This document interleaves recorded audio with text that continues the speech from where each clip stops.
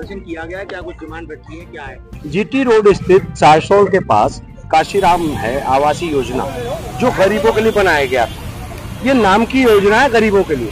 और आज मेरे साथ अलीगढ़ के अत्यंत गरीब लोग, झाड़ू पोछा करने वाली औरतें, जो घर में खाना बना करके किसी तरह से अपने बच्चों का पेट पालने वाली औरतें, उन लोगों के साथ जो लोग वहां रह रहे थे, गरीब लोग कई सालों से रह रहे थे फ्लैट में जो काशीराम आवास योजना का है, उनके साथ बेरहमी से 28 अक्टूबर में 11 बजे एडीए पहुंचता है, बिना किसी नोटिस के, बिना किसी लिखित नोटिस के इन लोगों का सामान बाहर फेंकता है और उसके बाद इनको सबको बेदखल कर देता है। और इन लोगों ने ये बताया कि वहां एक मैयत पड़ी हुई थी, उसको भी मौका नहीं दिया गया। और जिस बेरहमी से इनके साथ, और ये भी लोग बता रहे हैं, इनके साथ मारपीट भी की गई और इनको निकाला गया। मैं कहना चाहता हूं कि इस देश के अंदर गरीबों की जगह है या नहीं है। ये सरकार एक गरीब विरोधी सरकार है और कहीं ना कहीं पूरी तरह से ये बात साबित होती है, क्योंकि जिस तरह से गरीबों पर ये प्रहार कर रही है, आज ये गरीबों को बेघर करके, और आज ये 28 तारीख से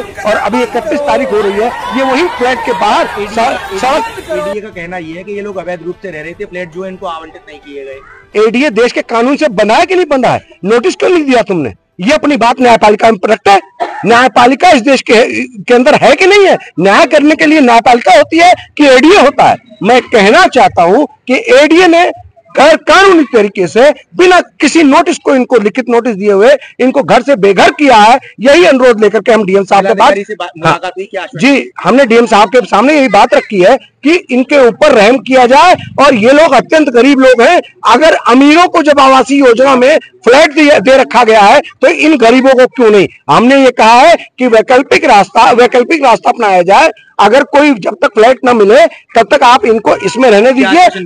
और इन्होंने, डीएम साहब ने कहा है कि अब हम एडीए से बात करते हैं। अब देखते हैं हम अगला कदम हमारा ये होगा, क्योंकि इन लोगों का कहना यह है इनके पास ना कोई घर है ना कुछ है, और अगला कदम हम सड़क पर बैठ जाएंगे। हमारे पास महात्मा गांधी का देश है, महात्मा गांधी का अनुयायी हूं, और सड़क पर आंदोलन, धरना, प्रदर्शन जो भी करना पड़ा, आमरण अनशन, भूख हड़ताल सब करेंगे। गरीबों के साथ खड़े हैं, क्योंकि बेघर किया गया है बिना किसी